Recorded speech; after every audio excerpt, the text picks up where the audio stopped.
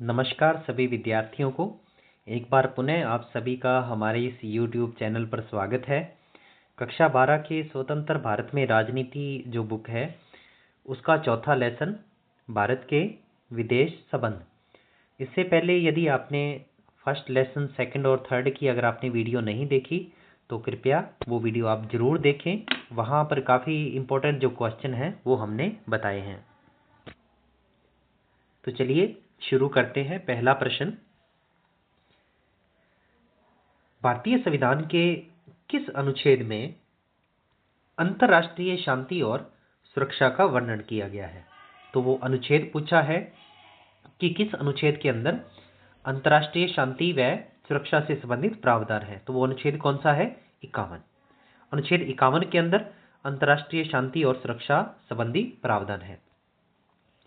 अगला प्रश्न,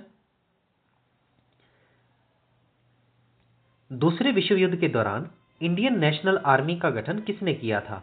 अब यहां पर पूछा है कि जो इंडियन नेशनल आर्मी थी उसका गठन किसने किया था, कब? दूसरे विश्व युद्ध के दौरान। तो अब आप यदि देखें 1914 से लेकर के 18 तक पहला विश्व युद्ध हुआ था। शायद ही आपके दूसरी बुक के अंदर होगा। और जो दूसरा विश्व युद्ध है वो हुआ था 1939 से लेकर के 1945 तक। ठीक है, 1939 से लेकर के 1945 तक। तो इस प्रकार से ये आपने याद रखने हैं कि जो पहला विश्व युद्ध है ये हुआ था 1914 से लेकर के 1918 और जो दूसरा विश्व युद्ध है ये हुआ था 1939 से लेकर के 45 तक। तो अब यहां पर प्रश्न में ये पूछा है कि ये जो दूसरा विश्व युद्ध हुआ था इस युद्ध के दौरान इंडियन नेशनल आर्मी जो थी इसका गठन किसने किया था? तो सुभाष चंद्र बोस ने।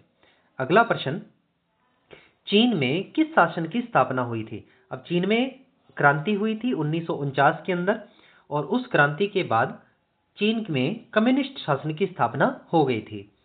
नेक्स्ट, इसके बाद भारत की विदेश नीति में सर्वाधिक योगदान किसका रहा? भारत की विदेश नीति में सबसे ज्यादा योगदान किसका रहा था?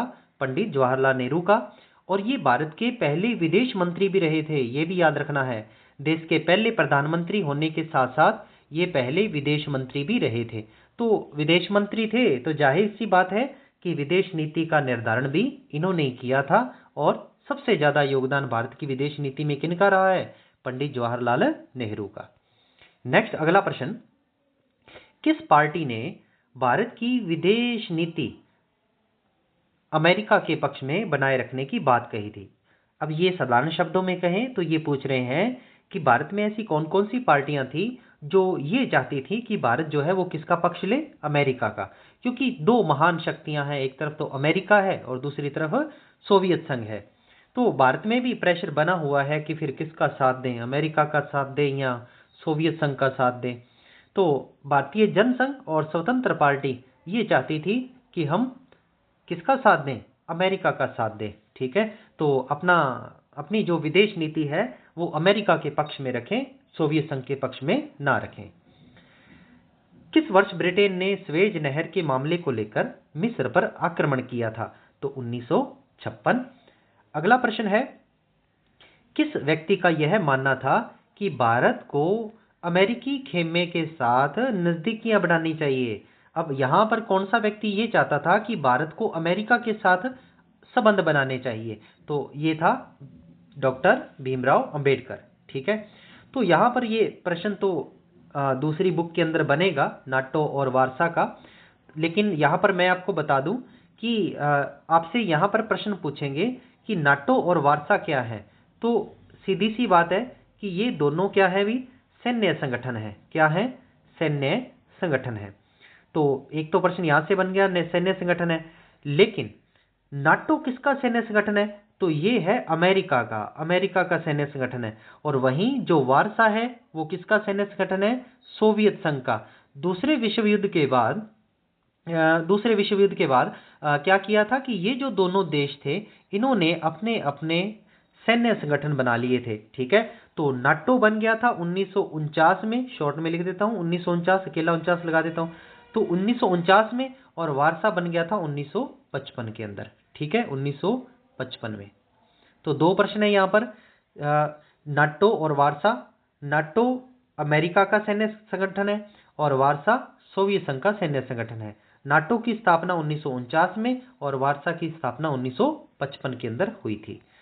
अगला प्रश्न, एशियाई संबंध सम्मेलन, एशियाई संबंध सम्मेलन का आयोजन कब हुआ था? अब ये पूछ रहा है कि जो एशियाई संबंध सम्मेलन थे उसका आयोजन कब हुआ था? 1947 में। ठीक है, कब हुआ था? 1947 में, जब भारत आजाद हुआ था उस समय और भारत का विभाजन हुआ था। ठीक है, इसी सन में आप सन के साथ वो प्रश्न भी याद कर सकते हैं। 10वां प्रश्न है एफ्रो एशियाई सम्मेलन। ठीक है, इसका दूसरा नाम है बांडुंग सम्मेलन। यदि एफ्रो एशियाई सम्मेलन पूछे या बांडुंग सम्मेलन पूछे तो आंसर केवल एक ही रहेगा। कब और कहां हुआ था ये पूछ रहे हैं, तो कहां हुआ था? 1955 के अंदर। ठीक है, बांडुंग शहर में। तो एशियाई सम्मेलन जो है, अब ये पूछ ले तो फिर जो है ये समझना कठिन हो जाता है कि कहाँ हुआ। बांडुंग सम्मेलन दे करके ये नहीं पूछेंगे कि कहाँ हुआ था, तो ये बांडुंग दे ही रखा है तो बांडुंग, तो यहां से ऐसे प्रश्न नहीं पूछेंगे, सीधा पूछेंगे कि बांडुंग सम्मेलन कब हुआ था, तो 1955 में हुआ था। परंतु जब एफ्रो एशियाई सम्मेलन है, ठीक है, ये पूछ सकते हैं कि कहाँ हुआ था, तब आपको बताना पड़ेगा बांडुंग में हुआ था और 1955 में हुआ था। ठीक है, नेक्स्ट इसके बाद अगला प्रश्न है भारत ने किस वर्ष इंडोनेशिया के स्वतंत्रता संग्राम के समर्थन में अंतर्राष्ट्रीय सम्मेलन का आयोजन किया था? तो ये कब किया था? 1949 में। ठीक है, बारसा तेरह है इंडोनेशिया का। तो ये पूछ रहे हैं कि किस वर्ष जो इंडोनेशिया है उसके स्वतंत्रता संग्राम के समर्थन में अंतर्राष्ट्रीय सम्मेलन का आयोजन किया था? 1949। नेक्स्ट इसके बाद अगला प्रश्न, किस सम्मेलन में गुट निरपेक्ष आंदोलन की नींव पड़ी थी? किस सम्मेलन में गुट निरपेक्ष आंदोलन की नींव पड़ी थी? तो वो कौन सा था? बांडुंग सम्मेलन, जो 1900 कब हुआ है? 55 के अंदर। 1955 के अंदर ये बांडुंग सम्मेलन हुआ है। ठीक है, आगे गुट निरपेक्ष आंदोलन का पहला सम्मेलन कब हुआ था? कब हुआ था और कहां हुआ था? ठीक है, ये पूछा है कि गुट निरपेक्ष आंदोलन का जो पहला सम्मेलन है वो कब हुआ और कहां हुआ था? तो 1961 के अंदर कहां हुआ था? बेलग्रेड में। ठीक है, बेलग्रेड में, सर्बिया की राजधानी है बेलग्रेड, तो वहां पर ये गुट निरपेक्ष आंदोलन का पहला सम्मेलन हुआ था। अगला प्रश्न है चीन में क्रांति कब हुई थी? ये मैंने पहले ही बता दिया था। चीन में क्रांति कब हुई थी? 1949 में। और चीन में एक कम्युनिस्ट शासन की स्थापना हुई थी, कम्युनिस्ट पार्टी जो थी वहां की। तो उसके बाद भारत ने भी परमिशन दे दी थी कि आप भारत में भी कम्युनिस्ट पार्टी जो है वो बना सकते हैं। और फिर हमने ये देखा था कि कम्युनिस्ट पार्टी का भारत में विभाजन हो जाता है। ठीक है, टूट जाती है कम्युनिस्ट पार्टी भारत चीन युद्ध के बाद। तो वो आगे की बातें हैं, हम आगे अध्ययन करेंगे उनके बारे में।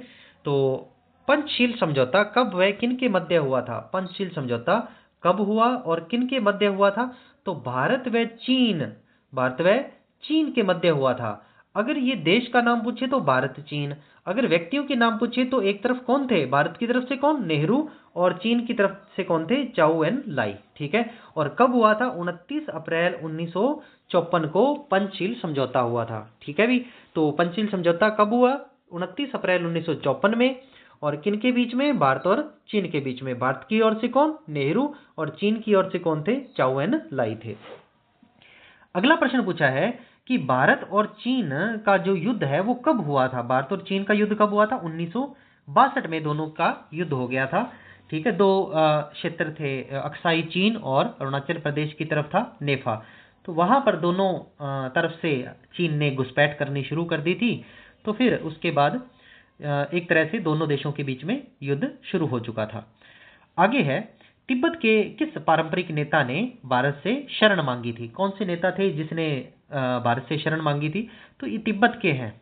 ठीक है, और कब मांगी थी? दलाई लामा तो नेता है, और कब मांगी है? 1959 के अंदर। ठीक है, क्योंकि चीन ने आधिकारिक कब्जा बता दिया था अपना तिब्बत पर कि जो तिब्बत है वो चीन के क्षेत्र में आता है। तो फिर ये जो दलाई लामा थे इसको कोई और दिखा नहीं, फिर कोई और ऑप्शन था नहीं, तो इसने फिर भारत से मदद मांगी। तो भारत ने इनको शरण दे दी, और जो अब का अपना धर्मशाला है हिमाचल प्रदेश के अंदर एक स्थान है, तो वहां पर इन्होंने शरण ले रखी है। नेक्स्ट इसके बाद 18वां, 1962 के भारत चीन युद्ध के बाद, जो 1962 में भारत और चीन के बीच में युद्ध हुआ था, उस युद्ध के बाद किस व्यक्ति ने अपने पद से इस्तीफा दे दिया था? केंद्रीय मंत्रिमंडल से त्याग पत्र देना पड़ा था इनको। वी के कृष्ण मेनन। कौन थे? वी के कृष्ण मेनन। काफी झटका लगा इनको, और नेहरू की जो सोच थी उसको भी काफी झटका लगा, क्योंकि अगर अपने देखें दोनों देशों के बीच में 1954 के अंदर पंचशील समझौता भी हो चुका है, और हिंदी चीनी भाई भाई का नारा भी ये दे रहे हैं। तो अब एकदम से ही दोनों के बीच में फिर आने वाले समय में जब युद्ध हो जाए तो फिर ये काफी एक झटके वाली सी बात है। तो 1962 के अंदर भारत और चीन के बीच में युद्ध हो गया, और फिर वी के कृष्ण मेनन ने इस्तीफा दे दिया। तिब्बत के शरणार्थियों की सबसे बड़ी बस्ती भारत में कहाँ स्थित है? ये प्रश्न अभी बताया था मैंने, धर्मशाला, हिमाचल प्रदेश के अंदर। अगला प्रश्न, चीन ने भारतीय भू क्षेत्र में पड़ने वाला कौन सा इलाका था जिस पर कब्जा किया था? तो ये है अक्साई चीन, और दूसरी तरफ है नेफा। ठीक है, जम्मू कश्मीर की तरफ है ये लद्दाख वाला क्षेत्र। ठीक है, अब तो लद्दाख में आता है ये। जम्मू और कश्मीर का क्षेत्र था पहले, उसके बाद आपको पता है केंद्र शासित प्रदेश बना दिए। तो ये अक्साई चीन वाला इलाका अब लद्दाख में आता है। किस में आता है अभी? लद्दाख में। तो लद्दाख के क्षेत्र अक्साई चीन, यहाँ पर एक घुसपैठ हो गई। और दूसरा था अरुणाचल प्रदेश का कौन सा क्षेत्र? नेफा। अरुणाचल प्रदेश का कौन सा क्षेत्र? नेफा। यहाँ पर भी फिर घुसपैठ होनी शुरू हो चुकी थी। उसके बाद दोनों देशों के बीच में युद्ध हुआ। भारतीय कम्युनिस्ट पार्टी का विभाजन कब हुआ? अब जो कम्युनिस्ट पार्टी थी वो चीन के अंदर भी है, और जब हिंदी चीनी भाई भाई आया तो फिर कम्युनिस्ट पार्टी को भारत में भी परमिशन दे दी थी। तो फिर उसके बाद कम्युनिस्ट पार्टी का विभाजन हो जाता है कब? 1964 में। एक पार्टी और बनती है कम्युनिस्ट पार्टी से निकल करके, सीपीआईएम। सीपीआईएम। ठीक है, तो सीपीआईएम ये पार्टी रहेगी। आगे इसके बारे में हम पढ़ लेंगे कि कौन से हैं ये। नेक्स्ट, इसके बाद भारत चीन युद्ध के बाद पहली बार किस नेता ने, नेता पूछ रहे हैं कि कौन से नेता थे जिन्होंने चीन का दौरा किया था? ठीक है, कौन से नेता थे जिन्होंने चीन का दौरा किया था? तो अटल बिहारी वाजपेयी। अटल बिहारी वाजपेयी थे, जो एक नेता के तौर पे गए हैं। ध्यान रखना इस बात को अच्छे से, आप इसको पढ़ना कि ये नेता के तौर पे गए हैं, ना कि प्रधानमंत्री के तौर पर गए हैं। अगर आपको ये प्रधानमंत्री के तौर पर पूछे कि कौन से नेता थे जो बतौर प्रधानमंत्री चीन के दौरे पर गए थे, तो कौन थे भी? राजीव गांधी बतौर प्रधानमंत्री चीन के दौरे पर गए थे। अब देखो नेहरू के बाद गए हैं, तो आप ये सोच के देखो 1984 के अंदर राजीव गांधी प्रधानमंत्री बने थे, और आप ये सोच के देखो कि इतने लंबे टाइम तक किसी भी नेता ने या प्रधानमंत्री ने चीन का दौरा नहीं किया था 1962 के युद्ध के बाद। तो फिर पहले गए अटल बिहारी वाजपेयी एक नेता के तौर पर, और फिर गए थे बतौर प्रधानमंत्री राजीव गांधी। नेक्स्ट, इसके बाद प्रश्न है कि किसने ताशकंद समझौते में मध्यस्थता की भूमिका निभाई थी? बिचौलिए की भूमिका कौन निभा रहा है? सोवियत संघ। कौन? सोवियत संघ। सिंधु जल समझौता कब हुआ था? सिंधु जल समझौता कब हुआ था? 1960 में। किनके बीच में हुआ था? एक तरफ तो था भारत और एक तरफ था पाकिस्तान। ठीक है, सिंधु नदी जल बंटवारा था ये। ठीक है, सिंधु नदी के पानी को लेकर के दोनों देशों के मध्य विवाद था। तो फिर 1960 में सिंधु जल समझौता हुआ, और उसमें फिर ये तय किया गया कि इसका कितना जल भारत यूज करेगा और कितना जल पाकिस्तान यूज करेगा।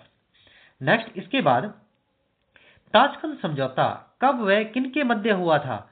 तो यहां पर ताशकंद समझौते का पूछा है, कब हुआ था? 1966 में हुआ था ताशकंद समझौता, और लाल बहादुर शास्त्री और जनरल अयूब खान के बीच में। भारत की ओर से कौन थे? लाल बहादुर शास्त्री, और पाकिस्तान की ओर से कौन थे? जनरल अयूब खान। ठीक है, जनरल अयूब खान पाकिस्तान की ओर से थे। तो इन दोनों के बीच में ताशकंद समझौता हुआ था। क्यों हुआ ताशकंद समझौता? इसमें आप यदि देखें तो 1965 के अंदर भारत और पाकिस्तान के बीच में युद्ध हो गया था। ठीक है, तो इस युद्ध में मध्यस्थता की भूमिका निभा रहे हैं सोवियत संघ वाले। ठीक है, तो ऐसे में दोनों देशों के बीच में फिर युद्ध विराम हो जाए, इसके लिए ताशकंद समझौता किया गया था। नेक्स्ट, इसके बाद बांग्लादेश जो युद्ध है, ये कब हुआ था? 1971 में, बांग्लादेश को लेकर के लड़ाई कब हुई थी? 1971 के अंदर। नेक्स्ट इसके बाद अगला प्रश्न है कि भारत ने बांग्लादेश के किस संग्राम को नैतिक समर्थन और भौतिक सहायता दी थी? पैसे भी दिए थे और नैतिक समर्थन भी दिया था। तो ये कौन सा संग्राम था? मुक्ति संग्राम। अगला प्रश्न, बांग्लादेश का निर्माण कब हुआ था? जो बांग्लादेश है वो कब बना था? 1971 में। किसकी मदद से? भारत की मदद से बना था। और आपको पता है कि पहले पार्ट के अंदर आपने पढ़ा था कि पाकिस्तान दो टुकड़ों में बटा हुआ था, ठीक है। एक तो पश्चिमी पाकिस्तान और दूसरी तरफ कौन था? पूर्वी पाकिस्तान।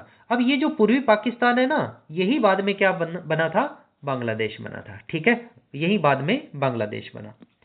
अगला प्रश्न है, भारत ने सोवियत संघ के साथ शांति और मैत्री संधि पर साइन किए थे। दोनों दोस्त बन गए थे। कितने सालों के लिए? 20 वर्ष के लिए। 20 वर्ष की मैत्री संधि पर साइन हुए थे दोनों देशों के बीच में। और कब हुए थे? 1971 में। नेक्स्ट इसके बाद, शिमला समझौता किनके मध्य हुआ था? जो शिमला समझौता है वो किनके मध्य हुआ था? तो ये शिमला समझौता जो है, यहाँ पे थोड़े ये प्रश्न त्रुटि आ गई है यहाँ पर, ये मैं आपको बता दूंगा। 2 जुलाई 1972 के अंदर, 2 जुलाई 1900, यहाँ पर थोड़ी त्रुटि है, 2 जुलाई 1972 के अंदर शिमला समझौता हुआ था, ठीक है। और जुल्फिकार अली भुट्टो और दूसरी तरफ कौन है? इंदिरा गांधी, ठीक है। तो घबराने की जरूरत नहीं है। शिमला समझौता कब हुआ था? 1972 में, 2 जुलाई 1972 के अंदर। और एक तरफ कौन? इंदिरा गांधी और दूसरी तरफ कौन है? जुल्फिकार अली भुट्टो, ठीक है। इंदिरा गांधी भारत की ओर से थी और जुल्फिकार अली भुट्टो पाकिस्तान की ओर से, ठीक है। देशों के नाम पूछे तो देशों के नाम, और अगर व्यक्तियों के नाम पूछे तो व्यक्तियों के नाम, ठीक है। तो इस प्रकार से ये कारगिल युद्ध 1999, सीधा याद रख लेना। कारगिल युद्ध कब हुआ था? 1999 में कारगिल युद्ध हुआ था। जो ऊपर वाला प्रश्न है शिमला समझौते वाला, तो ये कैसे रहेगा कि शिमला समझौता कब और किन के बीच में हुआ था? ये 1972 के अंदर इंदिरा गांधी और जुल्फिकार अली भुट्टो और भारत और पाकिस्तान के बीच में। नेक्स्ट प्रश्न है, रक्षा उत्पाद विभाग और रक्षा आपूर्ति विभाग की स्थापना कब हुई थी? जो रक्षा उत्पाद विभाग है इसकी स्थापना तो हुई है 62 में। रक्षा उत्पाद विभाग है, इसकी स्थापना 62 में। और रक्षा आपूर्ति विभाग की जो स्थापना है वो कब हुई है? 1965 के अंदर हुई है, ठीक है।